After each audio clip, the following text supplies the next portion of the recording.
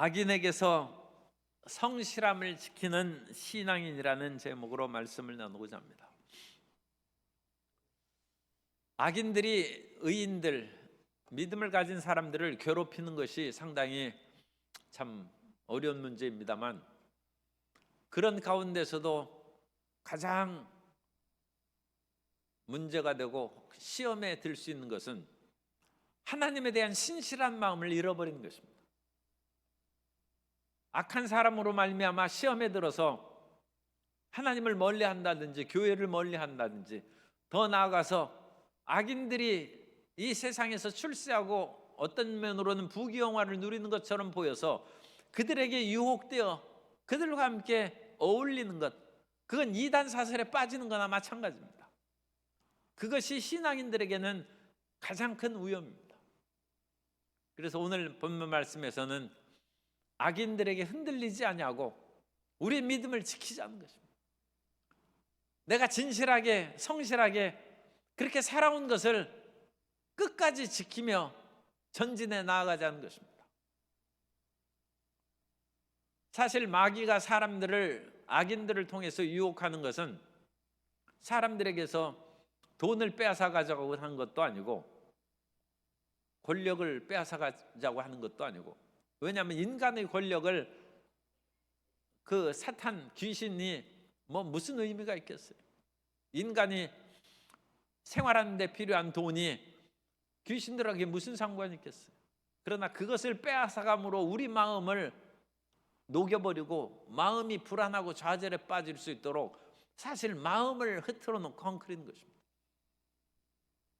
그러므로 이 세상에 우리는 육체를 가진 존재로서 외적인 그 모든 일들의 영향을 받지 않을 수 없지만, 가장 고귀한 우리 마음의 진실함과 믿음을 항상 지키며 살아가야 될 줄로 믿습니다. 따라서 하시겠습니다. 믿음이 나의 보배고 믿음이 나의 자랑입니다.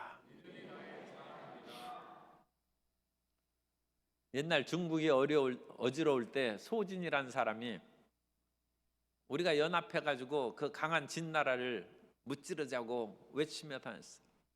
그러다가 이게 첩자 아닌가 해가지고 붙잡혀가지고 모진 매를 맺고 죽을 뻔한 그런 적도 있어요. 그래가지고 매를 맞고 겨우 사람에게 업혀가지고 집으로 돌아오니까 그 부인이 당신이 이러다가 제명에 못 사니까 제발 그런 짓 하지 말고 그냥 농사나 짓고 밭을 갈고 살자고 그래요.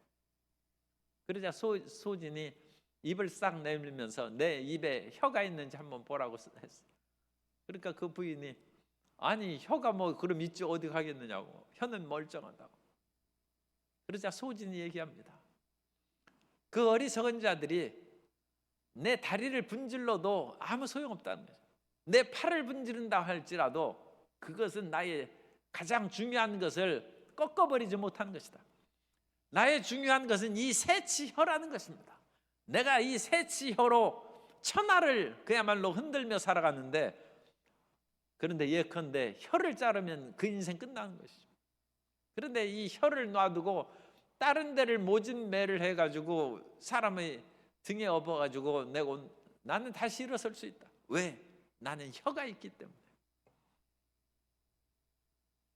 이 세상에 어떤 어려움과 핍박이 다가와도 우리에게는 믿음이 있으면 다시 살아날 수 있다는 거예요.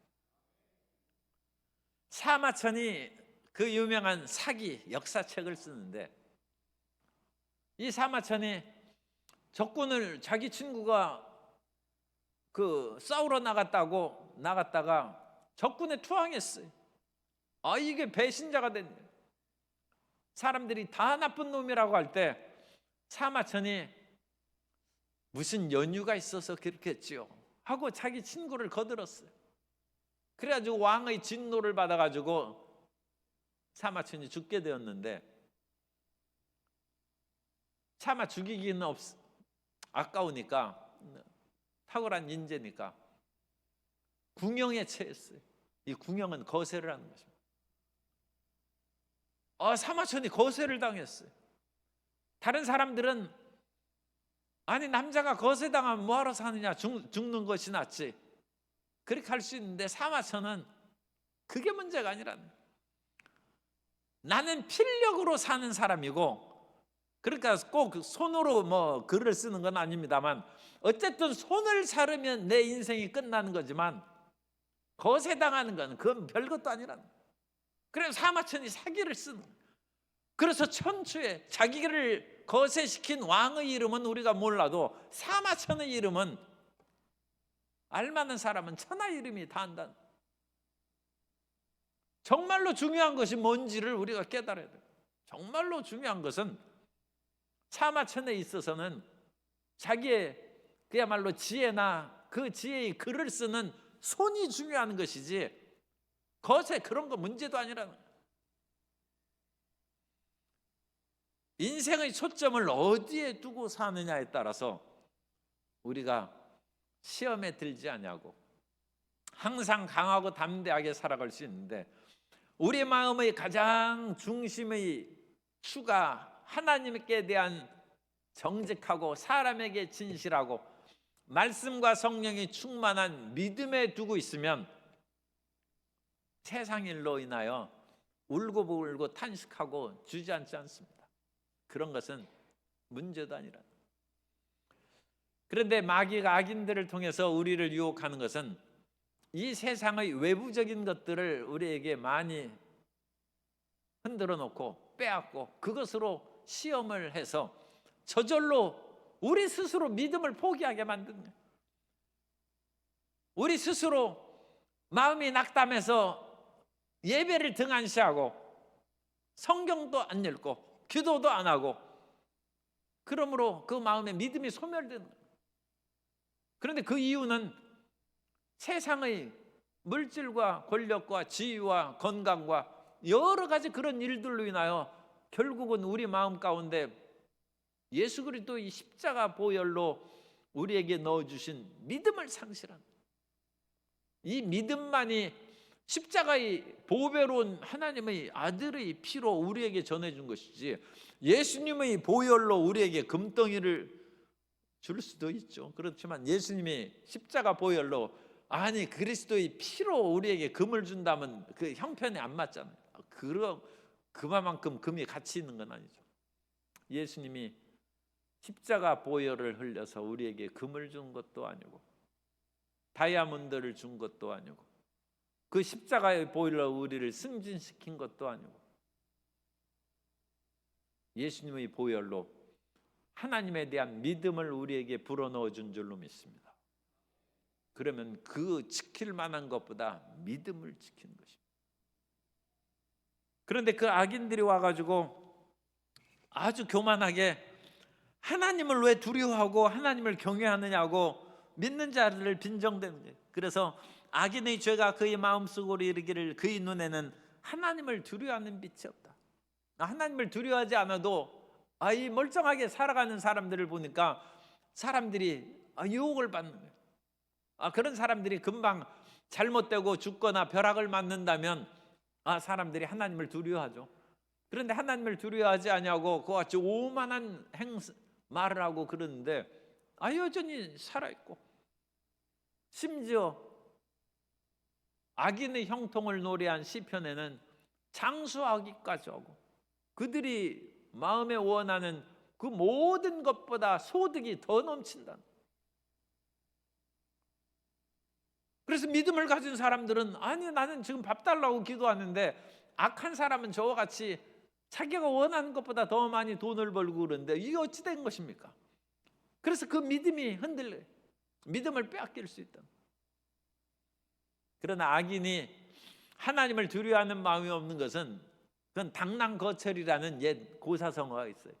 사마귀가 수레 앞에서 오만하게 수레를 밀어가지고 어찌 감히 내 앞을 가로막느냐 하면서 수레를 앞에 가로막아 선다. 수레가 가면 그 사마귀 그냥 깔려 죽죠. 그 인간의 어리석인 오만. 그런데 악인은 자기 분수를 모르고 자기가 얼마나 보잘것없는 존재인지를 깨닫지 못한다. 지구가 보이즈 1호가 태양계를 벗어가면서 찍은 사진에 의하면 지구가 한 점이에요. 창백한 푸른 점이라고 우리가 많이 듣지 않습니까? 하나의 점에 불과해요. 그런데 이 지구가 점으로 보이는데 지구에 사는 사람은 그야말로 지구가 점이면 우리는 얼마나 작겠어요. 얼마나 보이지도 않죠. 그런데 그 안에서 서로 물고 찢고 싸우고 높아야 얼마나 높겠어요. 지구가 점인데 이 지구 안에 사는 사람이 스스로 자기를 자랑하고 높아봤자 얼마나 높겠습니까? 그런데도 불구하고 인간이 스스로 교만해서 하나님이 없다 하고 내 뜻대로 살겠다고 하고 하나님의 뜻을 거역하고 그와 같이 살아간다는 것입니다. 그것이 어리석은 교만인데 사탄이 아무것도 아닌 피조물이면서도 그런 교만한 마음을 가져서 하나님께서 하늘에서 땅으로 내쳤다는 것입니다. 이사야 14장 12절 이하에 보면 너 아침의 아들 계명성이여 어찌 그리 하늘에서 떨어졌으며 내 열국을 엎은 자여 어찌 그리 땅에 찍혔는고 내가 내 마음에 이르기를 내가 하늘에 올라 하나님의 뭇별 위에 내 자리를 높이리라 내가 북극 지폐의 산 위에 앉으리라 가장 높은 구름에 올라가 지극히 높은 이와 같아지리라 하는도다.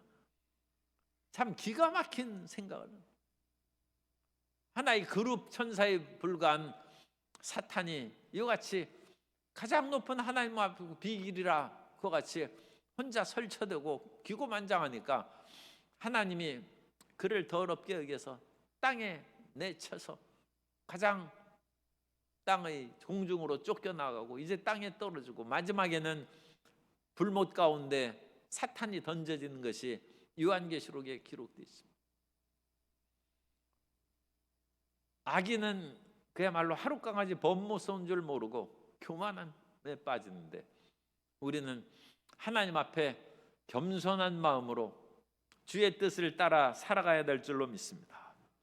그리고 이 악인의 마음은 어두워졌어요. 그래가지고 그 양심이 굳어졌어요. 그래가지고 2절에 보면 스스로 자랑하기를 자기의 죄악은 드러나지 아니하고 미워함을 받지도 아니하나.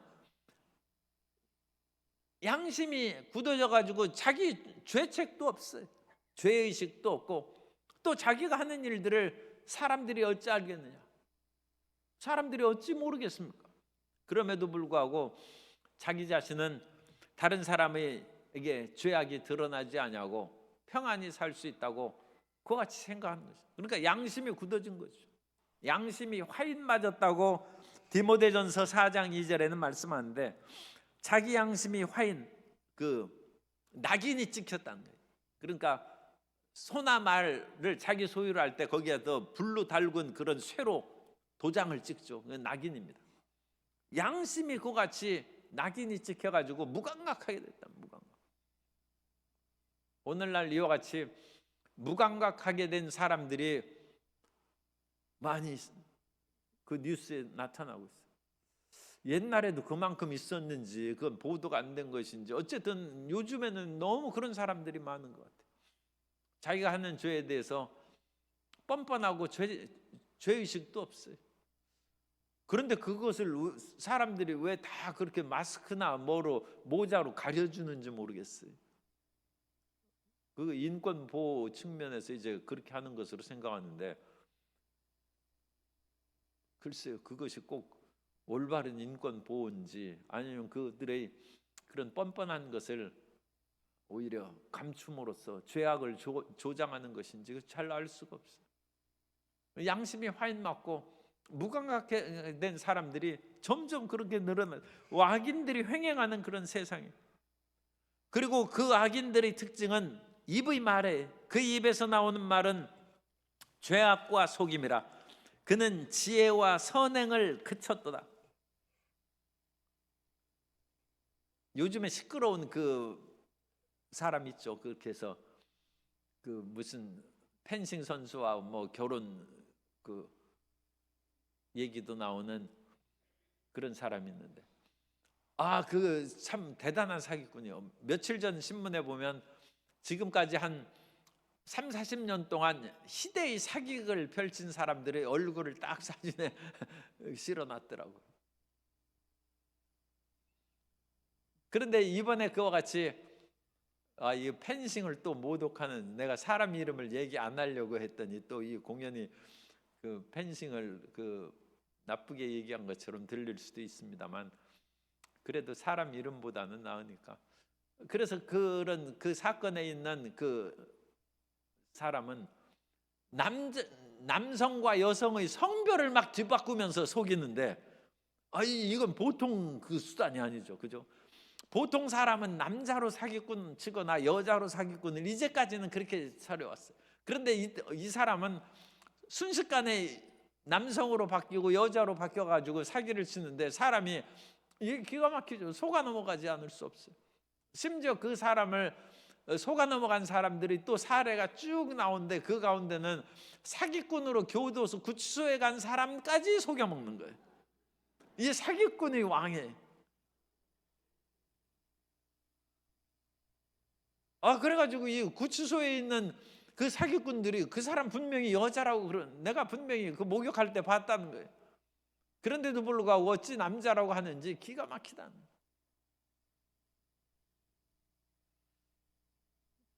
그래서 그 입으로 하는 그 말이 그야말로 어찌나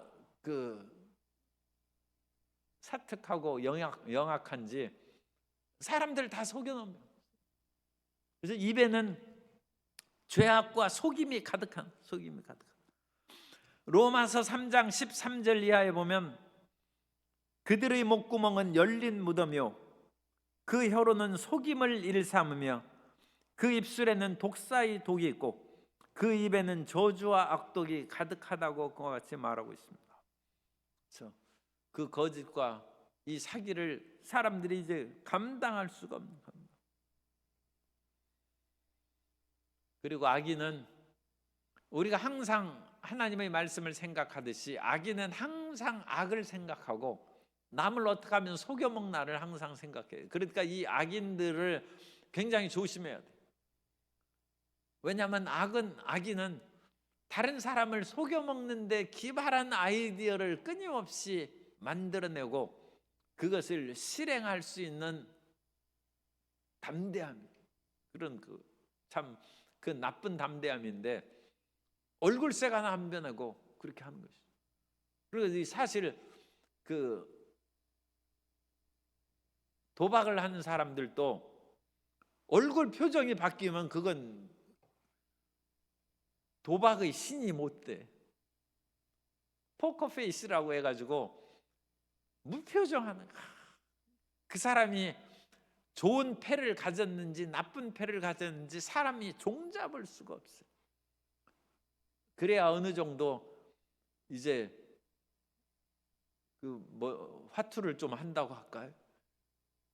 그런 도박의 길에 들어서. 그리고 그런 사람들은 또 온갖 그런 거짓 기술을 개발해 가지고 일반 나도 웬만큼 실력 있다는 사람이 들어가면 그냥 그런 사람들은 더 속여먹기 좋은, 도박에 중독 걸리고 그 안에 빠져버린, 끊임없이 악을 계획하는.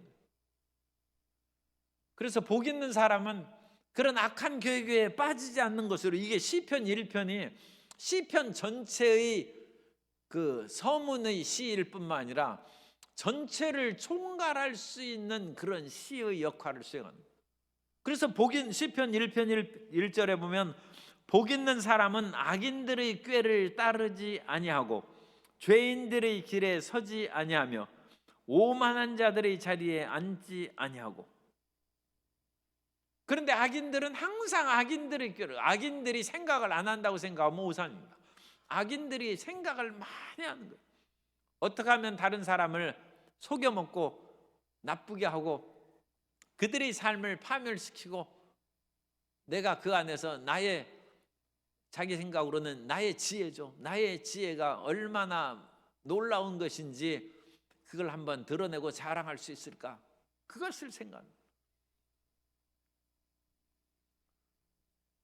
사람의 머리가 대부분 어느 정도 비슷한 그런 상황이라 할지라도 한 번 생각한 사람하고 10번 생각한 사람하고는 차이가 있습니다. 그런데 악인들은 그렇게 수없이 생각하고 그의 악한 꾀를 사람들에게 적용하고 그것이 이루어진 것을 보고 박상대소하고 자기 스스로 즐거워합니다. 그러므로 우리는 이 악한 자들이 가까이 다가오지 않도록 기도하고 뿐만 아니라 항상 방언 기도를 해서 흑암의 세력으로부터 우리 자신을 보호하고 지키는 그런 방벽을 만들어야 돼요. 기도의 그와 같은 방어벽에 항상 안전하게 거하는 성도님 되시기를 주님 이름으로 축복합니다. 왜냐하면 악한 자들은 끊임없이 악을 계획하고 도모하기 때문에 이 사람들을 우리는 밤에 자지 않습니까? 그런데 악한 사람은 잠도 안 자. 미가서 2장 1절 이하에 보면 그들이 침상에서 죄를 꾀하며, 나 침상에서면 잠을 자야지 왜 침상에서 나쁜 생각만 하는 거예요. 죄를 꾀하며 악을 꾸미고 날이 밝으면 그 손에 힘이 있으므로, 이것은 이제 악한 자가 권력의 그런 힘도 있는 것이죠. 재력이나 어떤 권력의 힘이 있으니까 그 손에 힘이 있으므로 그것을 행하는 자는 화 있을진저. 밭들을 탐하여 빼앗고 집들을 탐하여 차지하니 그들이 남자와 그의 집과 사람과 그의 산업을 강탈하도다. 그래서 악인이 항상 악을 꾀하고, 그래서 이 악을 꾀하는 그 모든 사람으로 말미암아 성실한 사람이 그것에 부딪히면 상처를 받을 수 있기 때문에 항상 우리는 그 청동오리가 추운 겨울날 찬물에 들어갈 때 항상 그 몸의 기름섬에서 온 깃털에 기름을 바르는 그런 것처럼 우리는 항상 성령 충만하여 이 거친 세상에 들어가서 살아갈 때 그것에 오염되지 아니하고 그 차가움이 우리 그 속으로 들어오지 않도록 보호해야 될 줄로 믿습니다. 조인기 목사님 아버님이 이제 지렁이 장고대라는 그 책을 썼는데, 조두천 장로님이시죠. 그 장로님이 그래, 그거 인생을 살아가는 것은 똥통 속을 살아가는 것이다. 어느 날 그 장로님이 꿈을 꿨는데 세상이 완전 똥통 속에, 그래가지고 거기에서 자기가 헤엄치면서 살아갔는데 참 기가 막히더라. 그런데 그 더러운 것들이 자기에게 달라붙지는 않고 그것을 피해서 이제 그것을 거슬려서 헤엄치며 살아가는 그런 꿈을 꿨다. 이 세상은 더럽고 추한 것들이 많이 있습니다. 그러나 그 속에서 우리가 떠나서 산속에 들어가서 혼자 사는 것이 아니라 우리는 세상에서 사는 것입니다. 그러나 그 세상에 살 때 청동오리의 기름 바르는 것처럼 또 우리가 하나님의 도우심으로 말미암아 더러운 것들이 우리 몸에 달라붙지 않도록 항상 우리를 지키고 보호해야 될 줄로 믿습니다. 우리 마음을 지키지 않으면 지나가는 사람이 하는 말도 나쁜 얘기가 마음에 칵 박혀. 원수의 화살에, 그 원수의 화살을 믿음의 방패로 탁 맞고 튕겨야죠. 우리가 항상 마음에 기름을 칠하면 그 화살이 타게도 그것이 튕겨서 미끄러져 나가는 것이죠. 그런데 우리가 기도의 그런 방어벽을 만들고 기름칠을 하지 않으면 그것이 마음에 박히면 우리가 피 흘리고 상처를 받는 거예요. 언어는, 말은 화살입니다. 이 언어의 화살에 마음이 박히는 거예요. 그런데 우리가 항상 대비하고 기도로 충만하고 성령의 충만하면 온갖 욕설과 저주를 하더라도 그것이 다 그냥 튕겨서 나가버리는 거예요. 우리 마음에 꽂히지 않는 것입니다. 그래서 악인의 계교가 우리에게 들어오지 않도록 항상 지켜야 될 줄로 믿습니다. 그런데 이 악한 일들로 말미암아 사람들이 시험에 들면 내가 이와 같이 믿음을 갖고 성실하게 살아온 일들이 다 헛되게 보이는 거예요. 옆집 사람은 기도도 안 하고 교회도 안 다니고 그러는데 보니까 어느 날 그냥 얘기하죠. 벤츠를 타고 탁산, 아니 나는 지금 차도 이거같이 낡은 거 겨우 끌고 다니고 달달거리고 그러는데, 아니 저렇게 하는데 내가 이거같이 아침마다 새벽마다 일어나 기도하고 겟세마네 동산에서도 부르짖어 눈물을 흘리고 그거 같이 살아가는데 나는 왜 이러느냐. 그래가지고 그 마음에 기도를 빼앗기고 믿음의 열정을 빼앗기고 하나님에 대한 사랑이 흔들거리면 왜 마귀의 도적질을 당하고 노략질 당하고.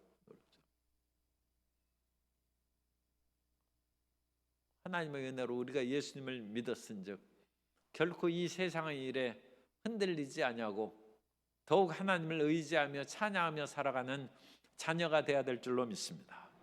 그래서 이런 악인들의 일이 있음에도 불구하고 이건 다윗이 자기가 사울에게 쫓겨다니면서 죽을 고생을 하는데도 아니 자기가 지금 죽을 지경이에요. 그럼 사울을 죽여야지. 그런데 사울을 안 죽이지 않습니까? 그것도 마귀가 기가 막히게 그 좋은 기회를 줘가지고 은밀하게 죽일 수 있도록 굴 속에서 쥐도새도 모르게 사울을 죽일 수도 있어요. 그리고 나중에 본 사람도 없으니까 내가 안 죽였다 하면 증거도 없어요. 그런데도 불구하고 하나님이 보신다. 다윗이 사울을 안 죽인다. 그 처참한 상황에 이르러 가지고도 자기의 믿음을 지키고 하나님이 하신다는 그 믿음을 끝까지 지킨 다윗이 위대하던 거예요. 그리고 다윗은 보통 사람이 아닙니다. 그 지명수배 받아가지고 쫓겨다니면 심신이 쇠약해집니다. 저는 지명수배 받은 적은 없는데 내 친구가 데모하다가 지명수배 받았는데 심신이 쇠약하더라. 심신이 쇠약하더라. 참 이 덕이 안 되는 얘기인데 그 친구가 그 사이다 잔으로 소주를 마시던 사람이에요. 절대 그런 짓 하면 안 되죠. 그런데 그렇게 튼튼하고 기백이 넘쳤어요. 그런데 피골이 상접해서 밥도 제대로 못 먹더라고. 위장이 탈이 생겨가지고. 그게 지명수배의 무서움이에요. 끊임없이 쫓겨다니는데 그 정신적으로 육체적으로 건강하겠어요? 다윗이 그런 상황에 이르렀을 수도 있어요. 그런데 다윗이 그런 속에서도 믿음을 지키는, 하나님을 경외함을 포기하지 않는 거예요. 그래서 그 얘기가 6절부터 이제 9절까지 나옵니다. 야훼여 주의 인자심이 하늘에 있고 주의 진실하심이 공중에 사무쳤으며, 이건 같은 말이죠. 하나님의 사랑은 영원하다는 거예요. 하나님의 사랑 하늘에 있고 하나님께서 우리를 향한 진실함, 하나님은 결코 우리를 속이거나 변심하지 않는다는 거예요. 그 진실함이 하늘에 공중에 사무쳤다. 하나님의 영원한 사랑과 우리를 향한 진실한 마음은 변함없다는 거예요. 다윗은 그걸 믿는다는 것입니다. 지금 눈에 보이는 것들은 온갖 악인이 횡행하고 잘되고 나를 괴롭히는 것뿐이지만 나는 세상을 바라보지 아니하고 하나님을 바라본다.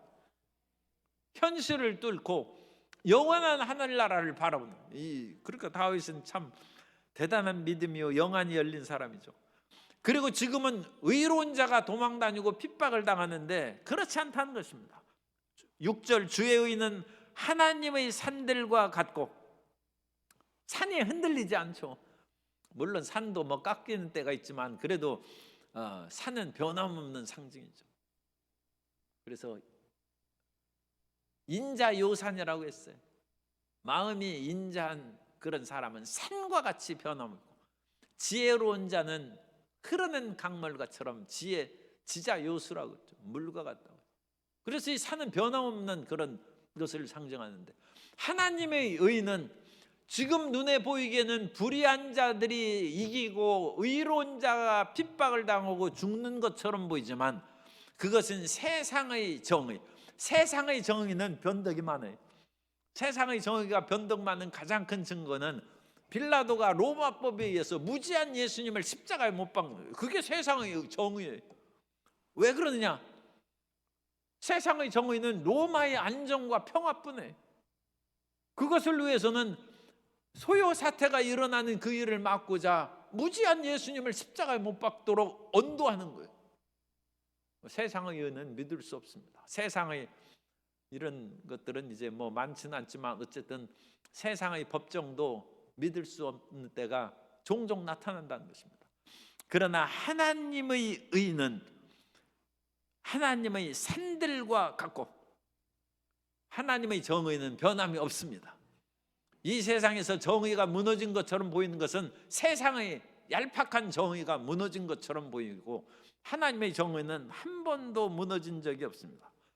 주의 심판은 큰 바다와 같으니 이 대와 같이 모든 사람들에게 다 적용되고 공평한 거예요. 하나님은 인생의 낯을 보아서 이리 심판하고 저리 재판하고, 부자에게는 유리한 재판을 하고 권력자에게는 유리한 재판을 하고, 가난하고 아무 기댈 것 없는 사람한테는 너는 그냥 감옥 가서 살아라, 그렇게 재판 안 한다는 거예요. 세상은 항상 유전무죄 무전유죄라고 그래요. 돈 있으면 죄가 없어져. 그건 자본주의 사회에서는 뭐 어쩔 수 없죠. 이 자본주의 사회에서 자본은 생명입니다. 그러니까 돈 있는 사람은 죄도 없어요. 원래 그런 것으로 사람이 만든 거예요. 그러나 하나님의 심판은 큰 바다와 같아서 보편적이고 온 세상에 적용되고, 야훼여 주는 사람과 짐승을 구하여 주시나이다. 하나님이여 주의 인자하심이 어찌 그리 보배로운지요, 사람들이 주의 날개끈을 아래 피하리이다. 그래서 하나님의 사랑은 이 헤세드입니다. 영원해서 그 안에 피한다. 그래서 우리가 이 세상의 여러 가지 기가 막힌 일을 보면서 낙심하고 그럴 때 주의 날개길 아래 피해야 돼. 그러면 주의 날개 그늘이 어디입니까? 주의 날개가 말씀의 날개. 온갖 마음의 좌절과 낙심이 다가올 때 성경을 읽으시기 바랍니다. 성경을 읽어요. 하나님께서 인생을 어떻게 이끌어 가시는지 봐야 돼요. 우리 지금 성경 쓰기 대회가 이제 11월 5일로 마감됐다고 그러는데, 우리 어떤 집사님이 사람들로 말미암아 우리 시험에 들어가지고 마음이 괴로웠는데 성경 쓰는 중에 그 마음이 풀렸다는 것을 그렇게 간증한 보고를 제가 받았어요. 하나님의 말씀이 주의 날개 그늘 아래, 그 마음에 시험 드는 그것을인데도 불구하고 하나님 말씀을 쓰니까 하나님의 마음을 풀어주시는 거예요. 마음에 미움과 분노가 가득한데 그것이 마음속에 어떻게 사라집니까? 물론 기도도 필요하지만 성경의 말씀이 우리 마음을 깨끗하게 씁니다. 우리의 몸의 때는 물로 씻고 마음의 좌절과 마음의 때 죄악은 말씀이 씻습니다. 말씀이. 저도 지금 눈이 밝을 때는 저 뒤에 앉은 사람까지 얼굴이 다 보이는데 눈이 침침하면 잘 안 보여요. 왜 눈이 침침하냐? 제가 지금 영어 필사 그것을 쓰느라고 눈이 침침해요. 요즘에는 영어 쓸 일도 없죠. 쓸 일도 없고, 또 그런 것을 쓴다고 해도 무슨 편지나 공문 쓸 때 다 타이핑으로 하기 때문에 손으로 쓸 일이 하나도 없어요. 그런데 우리 교회 학교 학생들이 영어 쓰기 그것을 한다고 해서 내가 책을 이제 하나 받아가지고 그걸 쓰기 시작하니까, 이게 쓰기 시작했는데 중도에 그만둘 수도 없고, 그러니까 그걸 쓰면서 눈이 침침해. 그렇다고 해서 이 안경을 보고 무슨 돋보기를 쓰면, 지금 저는 근시기 때문에 더 안 돼. 그래 어떤 사람은 다초점 안경을 써야 된다고 하는데 나는 그건 별로 뭐 안 해서 그냥 그걸 안 쓰고 있는데, 그러니까 눈이 피곤하니까 안 보여. 그래가지고 이게 보이는지 안 보이는지 내 감으로 그냥 쓰는 거야. 그런데 놀라운 일이, 이 다니엘서를 이렇게 쓰다 보니까 내 속에 새로운 비전이 막 활활 타오릅니다. 다니엘의 비전을 이렇게 쓰고 그러니까 그야말로 이 천사가 나한테 말하는 것 같아. 그냥 읽을 때하고는 그게 느낌이 틀려요. 그냥 읽으면 그냥 천사가 오다가도 빨리 읽고 지나가니까 그냥 오다가 가버리는 거예요. 그런데 이게 손으로 쓰니까 천사가 항상 조금 오랫동안 머무르는 것 같아. 그래가지고 마음에 이 비전이 충만해요. 그래가지고 이것을 계속 쓰면 이제 천사하고 같이 대화도 할 수 있겠구나 하는 그런 생각이, 그런 마음이 들더라고요. 주의 날개 그늘이 하나님의 말씀입니다. 하나님의 말씀. 그리고 주의 날개 그늘은 기도하는 거예요. 그래서 하나님 앞에 어떤 마음의 고통이 있으면, 어린아기가 아이들이 이제 학교나 어디 가가지고 문제가 생기고 그러면 막 울면서 엄마한테 달려와가지고 그것을 하소연하고 그러는 것처럼 하나님 앞에 나가서 부르짖고 기도해야죠. 그게 주의 날개 그늘이에요. 어머니 품속에 뛰어드는 것처럼 하나님의 날개 그늘 안에 뛰어들어서 마음의 의로와 평안을 얻게 되시기 바랍니다. 그래서 말씀, 기도, 그리고 우리가 항상 성령 충만함으로 주님의 날개 그늘 아래 거할 때 우리의 다가오는 그 모든 일들을 넉넉히 이기고 하나님의 인자하심을 넘치게 누리게 될 줄로 믿습니다. 그래서 주의 인자하심이 어찌 그리 보배로운지요, 사람들이 주의 날개 그늘, 말씀의 그늘 아래, 기도의 그늘 아래, 성령 충만의 그늘 아래 피하리이다. 그럴 때 주님께서는 일용할 양식을 주셔서 주의 집에 있는 살진 것으로 풍족할 것이라, 주께서 주의 복락의 강물을 마시게 하시리다. 이것은 다윗이 썼으니까 시편 23편도 이 시편 이 150편의 전체의 흐름하고 대표된 시입니다. 원수의 목전에서 내게 상을 베푸셨다는 말이나 이 말이 같은 거예요. 우리는 원수 앞에서 그와 같이 괴로움을 당하는데 하나님께서 원수의 목전에서 주께 기도와 말씀과 성령 충만함으로 피하는 자에게는 잔치상을 베풀어 주신다. 그 얘기죠. 주의 집에 있는 살진 것으로 풍족하고 주께서 복락의 강물을 마시게 하시리다. 이 복락 해가지고 볼펜 있는 사람은 거기다 짝 해서 에덴이라고 써요. 복락이라는 단어가 이 에덴입니다. 에덴. 그러니까 에덴 동사는 복락이란 뜻이에요. 기쁨이란 뜻이에요. 기쁨. 그러니까 이 복락의 강물은 그냥 우리말로 번역하면 기쁨의 강물이에요. 복락은 한자 말이죠. 그래서 기쁨의 강물을 마시게 한다. 또는 히브리어로는 에덴의 강물을 마시게 한다. 에덴과 같은 단어입니다. 그래서 우리가 하나님 앞에 피하면 하나님께서 에덴 동산에서 흐르는 그야말로 아주 원초적인 오염이 전혀 되지 않는 그런 강물을 우리에게 마시게 하고 우리의 속이 시원하게 하신다. 삶의 갈증이 사라지고 은혜를 내려주실 줄 믿습니다. 그러므로 진실로 생명의 원천이 주께 있사오니 주의 빛 안에서 우리가 빛을 보리이다. 그래서 주님께 뛰어 들어간 즉 빛 안에서 우리가 빛이 된다는 거예요. 주님께 뛰어 들어가면 우리가 그와 같이 변하는 거예요. 태양 속에 뛰어 들어가면 모든 것이 태양의 빛으로 변해요. 모든 존재가, 나무가 들어가도 불덩어리가 되고 돌멩이가 태양 속에 들어가도 불덩어리가 되고, 우리가 그 표현은 그렇습니다. 우리도 뛰어들어가면 우리도 불덩어리가 돼요. 주님의 빛 안에 들어가면 우리가 다 빛의 존재로 화한다. 그래서 우리가 영광에서 영광으로 이른다는 것입니다.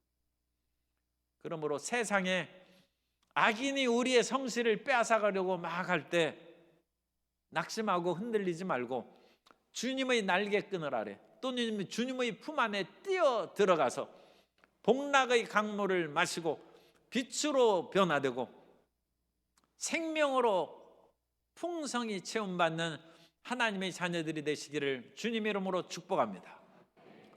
그러니까 선으로 악을 이기는 거예요. 악한 자들이 우리에게 찾아와가지고 우리 마음을 괴롭게 할 때 우리가 악으로 대항하는 것이 아니라 악인에게서 하나님의 속으로 뛰어들어가는, 하나님 말씀이, 마음이 번거로울 때 다시금 성경을 소리내서 읽어요. 마음이 번거로울 때는 묵상으로 읽으면 그게 더 집중이 안 됩니다. 소리내서 읽어요. 성경을 소리내서 읽고, 어느 정도 마음이 진정이 되면 이제 소리를 안 내서 읽어도 돼요. 그리고 기도할 때도 그렇습니다. 마음이 시끄럽고 그러는데 묵상 기도가 안 돼요. 부르짖어 소리내서 기도해야 돼요. 소리내서 기도하고, 그것이 지나면 한나처럼 소리가 속으로 들어가요. 그래서 소리 안 내도 됩니다. 그러나 처음에 우리가 나와서 하나님 앞에 부르짖고 말씀을 큰 소리로 읽고 그런 것은 이 순복음의 특징이에요. 그래서 순복음은 상하고 지치고 고달픈 인생들이 믿는 우리 교회가 되고 교파가 되는, 별 근심 없는 사람은 조용하게 믿을 수도 있어요. 그러나 우리는 고통과 좌절을 많이 겪은 사람들이 우리 교회에 모이니까 그것은 우리 교회의 자랑입니다. 왜 자랑이냐? 예수님께서 오신 것은 가난한 자에게 복음을 전하게 하시려고 내게 기름을 부으시고 포로된 자에게 자유를, 눈먼 자에게 다시 보게 함을 전파하며 눌린 자를 자유롭게 하고 주의 은혜의 해를 전파하게 하려 하십니다. 이거 우리 교회의 모토예요. 예수님의 사역의 방향을 분명하게 말씀하신 것뿐만 아니라 이것이 우리 순복음의 방향입니다. 그리고 우리 교회의 길입니다. 그러므로 교회 와서 울부짖고 기도하는 것을 크게 옆에서 시끄럽다고 하지 말고 자기가 더 크게 해요. 더 크게 해서 다른 사람에게 방해받지 않으려면 더 크게 하는 거예요. 그리고 우리 교회 안에서는 아무리 크게 해도 괜찮아요. 밖에 뭐 소리가 나갈 일은 거의 없을 테니까 염려할 것 없이 그렇게 하나님 앞에 부르짖어 기도하여 주의 날개끈을 아래 거하게 되시기 바랍니다. 그렇게 할 때 10절부터 12절까지 주를 아는 자들에게 주의 인자하심을 계속 베풀어 주시고 하나님께서는 끊임없이 우리에게 구원의 은혜를 내려 주십니다. 그리고 하나님께서 우리에게 유혹받지 않도록 교만한 자의 발이 내게 이르지 못하게 하시며, 교만한 자들이 자꾸 오면 아무래도 우리 마음이 흔들릴 수 있어요. 그래서 교만한 자가 내 앞에, 그러니까 악한 자들이 우리 앞에 안 오는 것도 하나님이 막아주신 줄 믿습니다. 그런데 어떤 사람은 맨날 유혹하는 사람만 자기 앞에 온다고 하고 있어요. 기도 부족해. 아니 왜 자꾸 귀신만 찾아옵니까? 천사가 찾아와야지. 회개하고 하나님, 내 마음에 육신의 정욕, 안목의 정욕, 이생의 자랑을 내가 내려놓습니다. 그러면 귀신은 안 오고 천사가 찾아올 줄로 믿습니다. 그래서 교만한 자의 이 악인의 발이 내게 이르지 못하게 하시며 악인의 손이 나를 쫓아내고 괴롭히지도 못하게 하소서. 그리고 악을 행하는 자들이 거기서 넘어졌으니 엎드러지고 다시 일어날 수 없으리라. 악인은 한 번 넘어지면 다시 일어나지 못합니다. 그래서 악인이 또 계속 괴롭히는 일도 있습니다만 근본적인 것은 잠언서 24장 16절 이 말씀을 항상 마음에 생각하세요. 현대인의 성경으로 읽어드립니다. 잠언서 24장 16절에 의로운 사람은 7번 넘어져도 다시 일어나지만 악인은 단 한 번의 재앙으로도 쓰러지고 만다. 악인은 순식간에 망합니다. 그러나 의인은 아무리 어려움이 다가와도 우리는 다시 일어납니다. 다시 일어나 하나님의 영광을 보게 될 줄로 믿습니다. 우리 안에 있는 보배는 믿음입니다. 이 세상의 여러 가지 외적인 것들이 우리에게 흔들리고 우리를 유혹하여 마음을 괴롭게 하는 것은 우리 믿음 없애려고 그러는 거예요. 그러나 지킬 만한 것보다 마음을 지켜 믿음을 지킴으로 하나님을 기쁘시게 하고 주의 영원한 인자하심을 체험하는 성도 여러분 되시기를 주님 이름으로 축복합니다. 말씀과 기도와 성령 충만으로 힘들고 어려울 때 주의 날개 그늘 아래 피하시고 마음의 위로를 받게 되시기 바랍니다.